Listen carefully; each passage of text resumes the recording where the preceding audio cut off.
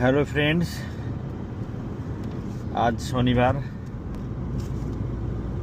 সকাল 11টা নাগাদ টাইম। এখন একটু বিশেষ প্রয়োজনে কলকাতা যেতে হচ্ছে কাটোয়া থেকে। এটা এখন আমি রয়েছি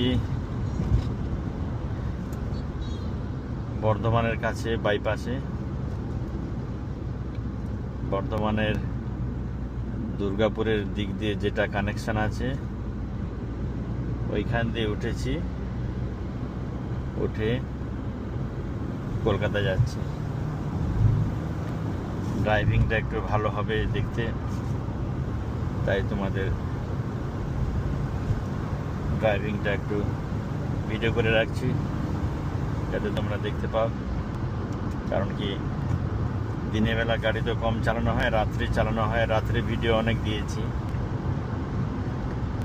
রাত্রে ভিডিও অতটা ভালো হয় না, ন্যাচারাল সিনগুলো অত ভালো দেখা যায় না।